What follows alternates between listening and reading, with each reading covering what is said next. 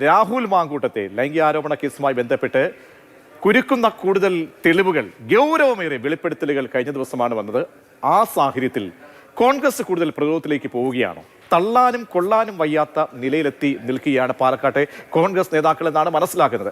കോൺഗ്രസിന്റെ തിരഞ്ഞെടുപ്പ് പ്രചാരണത്തിൽ രാഹുൽ മാങ്കൂട്ടത്തിൽ ഇറങ്ങിയതിൽ ഒഴിഞ്ഞു മാറിയ അതേസമയം പ്രതിപക്ഷ നേതാവ് വി ഡി സതീശൻ സംഘടനാ വിഷയം KPCC അധ്യക്ഷനോട് ചോദിക്കണമെന്ന് മറുപടി. ഒരാൾക്കെതിരെ രണ്ടാമതും നടപടിയെടുക്കാനാകുമോ എന്നും സതീശന്റെ ചോദ്യം. വാക്കുകൾ കേൾക്കാം. ഈ കാര്യത്തിൽ വളരെ ക്ലിയർ അല്ലേ? അത് പ്രതിപക്ഷ നേതാവ് എടുത്ത നിലപാടല്ലല്ലോ. പാർട്ടി നേതൃത്വം യുനാനിമസായി ഏകകണ്ഠമായി എടുത്തൊരു തീരുമാനമാണ്. ഒരേ കാര്യത്തിന് രണ്ട് പ്രാവശ്യം നടപടി എടുക്കാൻ പറ്റുമോ? ഒരേ കാര്യത്തിന് ഞങ്ങളൊരു നടപടി എടുത്തില്ലേ? ആ നടപടി എടുത്ത പാർട്ടിയാണ് കോൺഗ്രസ്.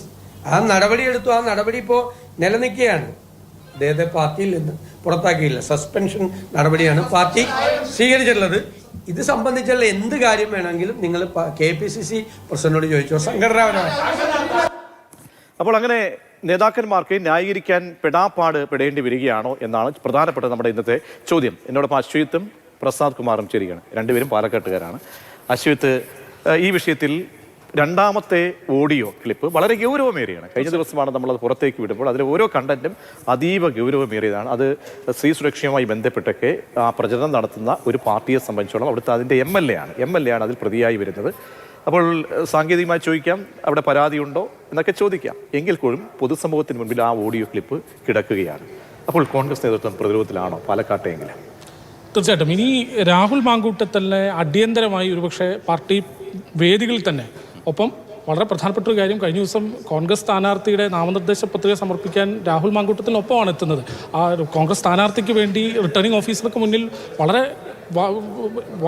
വാദിക്കുകയാണ് നമ്മൾ കണ്ടത്, ദൃശ്യങ്ങൾ കണ്ടതാണ്. അപ്പോൾ രാഹുൽ പാർട്ടിയുമായി ബന്ധമില്ല, പാർട്ടിയിൽ നിന്ന് സസ്പെൻഷനിലാണ്, ഇത്തരം ന്യായങ്ങളൊന്നും ഈ ഘട്ടത്തിൽ വിലപ്പോകില്ല എന്ന് പ്രതിപക്ഷ നേതാവിനും അറിയാം, പാലക്കാട് ജില്ലാ കോൺഗ്രസ് നേതൃത്വത്തിനും അറിയാം. പക്ഷേ ഇനി അടിയന്തരമായി ഈ പുതിയ വിവാദത്തിൻ്റെ കൂടെ പശ്ചാത്തലത്തിൽ അടിയന്തരമായി രാഹുലിനെ ഒരുപക്ഷെ കോൺഗ്രസ് പ്രവർത്തകരോടാണ് ആ നിർദ്ദേശം കൊടുക്കേണ്ടത്.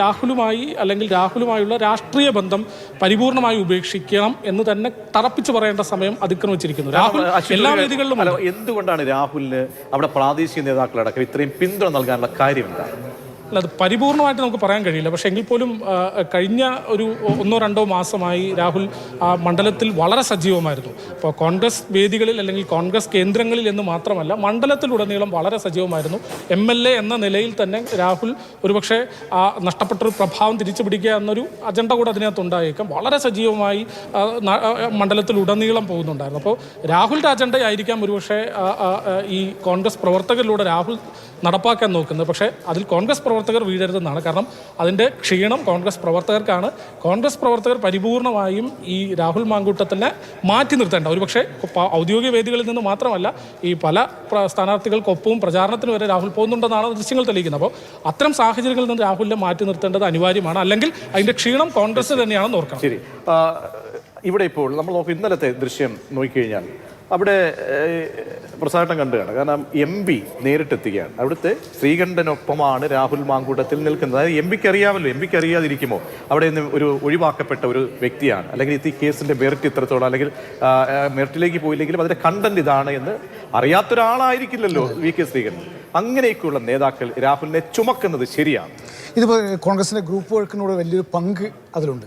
എന്തുകൊണ്ടാണ് ഇന്നലെ ആ ഓഡിയോ രണ്ടാമതും വന്നത് എന്നൊരു കാര്യം നോക്കി. ഇന്ന് പ്രതിപക്ഷ നേതാവ് VD സതീശൻ പാലക്കാട് ജില്ലയിൽ വിവിധ പരിപാടികളുണ്ട്.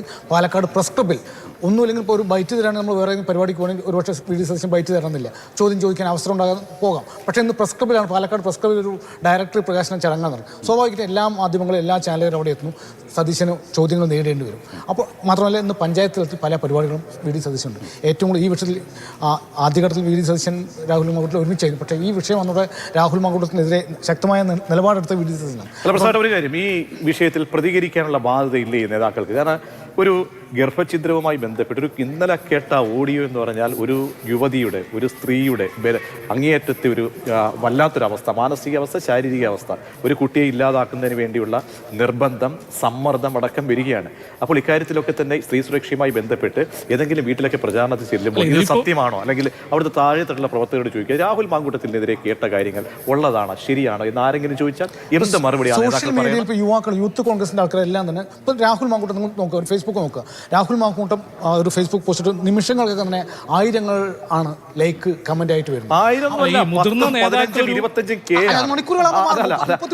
ആ കേട് എന്താണ്, അത് ഫേക്ക് ആണോ എന്ന് എനിക്കറിയാം. അതിനകത്ത് എന്തെങ്കിലും മറ്റെന്തെങ്കിലും മാൽ പ്രാക്ടീസ് ഉണ്ടോ എന്നറിയില്ല. പക്ഷേ ആണെന്നിരിക്കട്ടെ, പക്ഷെ അതൊക്കെ ഇതിനൊരു ഉപാധിയാക്കാൻ, ചേലയാക്കി മാറ്റാൻ കൊള്ളാമോ? യുവാക്കൾ അല്ലെങ്കിൽ യുവതികൾ അല്ലെങ്കിൽ ഇപ്പോൾ ഈ യൂത്ത് കോൺഗ്രസും KSU ഭാരവാഹികളും ആളുകൾ രാഹുൽ മാങ്കൂട്ടത്തിനും ഒപ്പം നിൽക്കുന്നു എന്നാണ് കോൺഗ്രസ് നേതൃത്വത്തിന്റെ ഇപ്പോഴത്തെ വിലയിരുത്തൽ. മാത്രമല്ല അത് പക്ഷേ മുതിർന്ന ആൾക്കാർ അവിടെ ഞാൻ ചോദിക്കട്ടെ അശ്വത്, അങ്ങനെ ഉണ്ടെങ്കിൽ ഇവർ പറയുന്ന ഈ ലൈക്ക് അടിക്കുന്ന കെയുടെ എണ്ണവും അല്ലെങ്കിൽ വരുന്ന ഈ സോഷ്യൽ മീഡിയയുടെ സപ്പോർട്ടും ഒക്കെ ആണെങ്കിൽ കോൺഗ്രസ് പാർട്ടി പറയണം എന്താണ്, രാഹുൽ മാങ്കൂട്ടത്തെ ഞങ്ങൾ പുറത്താക്കിയിട്ടില്ല, പുറത്താക്കിയെങ്കിലും ഞങ്ങൾ രാഹുലിനെ ചേർത്ത് പിടിക്കുകയാണ്. കേവലം അവിടുത്തെ ജില്ലയിലെ DCCക്ക് നേതൃത്വം നൽകുന്ന ആളുകൾക്കെങ്കിലും പറയാനുള്ള ബാധ്യതയില്ലേ? അല്ല, അവർക്ക് അങ്ങനെ പറയാൻ കഴിയുന്നില്ല എന്ന് മാത്രമല്ല, താഴെ തട്ടുള്ള പ്രവർത്തകരോട് അല്ലെങ്കിൽ പ്രവർത്തകരോട് അത് ഇൻസ്ട്രക്ട് ചെയ്യാനും കഴിയുന്നില്ല. ഒരുപക്ഷെ നമ്മൾ ഇവിടെ പറയുന്നു രാഹുൽ മാങ്കൂട്ടത്തിന്റെ വിഷയവുമായി ഇനി ഞങ്ങൾ പ്രതികരിക്കുന്നില്ല, കാരണം പാർട്ടിയിലില്ല, സസ്പെൻഡ് ചെയ്യപ്പെട്ടു, നടപടി എടുത്തു. ഇന്ന് VD സതീശൻ ചോദിച്ചതും അതാണ്, പ്രതിപക്ഷ നേതാവ് ചോദിച്ചതാണോ ഒരാൾക്കെതിരെ ഒരു നടപടി എടുത്തു കഴിഞ്ഞാൽ പിന്നെ വീണ്ടും എടുക്കാൻ പറ്റുമെന്നുള്ള. എങ്കിൽ പ്രതിപക്ഷ നേതാവും പാർട്ടി നേതൃത്വവും ചെയ്യേണ്ടത് രാഹുലിനോടൊപ്പം ഒരുപക്ഷെ സഹകരിക്കുന്ന, രാഹുലിനോടൊപ്പം അവിടെ പ്രചാരണത്തിൽ പോലും രാഹുലിനെ കൂടെ കൂട്ടുന്ന പാർട്ടിയിലെ പ്രവർത്തകരും, പ്രസാദ് നേരത്തെ പറഞ്ഞ പോലെ തന്നെ അവിടെയുള്ള യുവജന പ്രസ്ഥാനങ്ങളിൽ പ്രവർത്തിക്കുന്ന നേതാക്കളും ഒക്കെ വളരെ സജീവമാണ്, രാഹുലിനൊപ്പം തന്നെ അവിടെ സജീവമാണ്. എങ്കിൽ അവരെ റെസ്ട്രിക്ട് ചെയ്യാണ് പാർട്ടി നേതൃത്വം ചെയ്യേണ്ടത്. അതൊട്ട് ചെയ്യുന്നുമില്ല, ഇവിടെ മറുപടിയും കൃത്യമായി പറയുന്നുമില്ല. അവിടെ ഈ വേണ്ടണം എന്നൊരു സ്റ്റാൻഡിലേക്കാണ് എത്തിയിരിക്കുന്നത്. ഞാൻ ചോദിക്കുന്ന ഒറ്റ കാര്യം, ഈ ഗർഭചിത്രത്തിന്റെ ഉത്തരവാദി രാഹുലിനോട് മാധ്യമപ്രവർത്തകർ ചോദിക്കുകയാണ്, താങ്കളാണോ എന്ന് ചോദിക്കുമ്പോൾ സ്വാഭാവികമായിട്ടും പറയാമല്ലോ, അല്ലെങ്കിൽ പോട്ടെ താങ്കളുടെ ഓഡിയോ സംഭാഷണമാണ് ഈ പുറത്തേക്ക് വന്നത്, അപ്പം പറയാം എന്തെങ്കിലും ഇത് എൻ്റേതല്ല, ഇത് ഫേക്കാണ്, ഞാൻ നിങ്ങൾക്കെതിരെ ഇത് നൽകിയ മാധ്യമങ്ങൾക്കെതിരെ അടക്കം ഞാൻ കേസ് കൊടുക്കാൻ ഇമ്മീഡിയറ്റ് ആയിട്ട് പോകാൻ പോവുകയാണ്. ഈ രണ്ട് കാര്യങ്ങൾ പറയാൻ എന്തുകൊണ്ട് രാഹുലിനെ മുട്ടിടിക്കുന്നു? അല്ല, സ്വാഭാവികമായിട്ടും രാഹുൽ മാങ്കൂട്ടത്തിൻ്റെ അത് പരാതിയില്ല, അല്ലെങ്കിൽ അവരെ പരാതിക്കാർ രംഗത്ത് വരുന്നില്ല എന്നുള്ളത് തന്നെയാണ് രാഹുലിൻ്റെ കരുത്ത്. ഇപ്പോഴും രാഹുൽ അതിൽ ഉറച്ചു നിൽക്കുന്നതും, രാഹുൽ ഇപ്പോൾ കഴിഞ്ഞ ദിവസമൊക്കെ ഇന്നലെയൊക്കെ മാധ്യമങ്ങൾ മുന്നിൽ നിന്ന് വന്നാലും ഒരു ധൈര്യവും അവരിതുവരെ പരാതിക്കാർ രംഗത്ത് വന്നിട്ടില്ല എന്നുള്ളതാണ്. എല്ലാവർക്കും അറിയാമെങ്കിലും ആരാണെന്നുള്ളത് പൊതുജനത്തില്ല, മൊഴി കൊടുത്തിട്ടില്ല. അപ്പോൾ അതുകൊണ്ട് തന്നെ മൊഴി കൊടുക്കാത്തോളം കാലം രാഹുൽ സുരക്ഷിതം. അതാണ് ഇപ്പം MV ഗോവിന്ദനും പറഞ്ഞു, ആരെങ്കിലും പരാതിയുമായിട്ട് വന്നാൽ രാഹുൽ മാങ്കൂട്ടത്തിൽ ജയിലിൽ. നോക്കുമ്പോൾ അശ്വത്ത് അപ്പുറത്തെ സൈഡ് നോക്കുമ്പോൾ അവിടെ LDF ആണ്.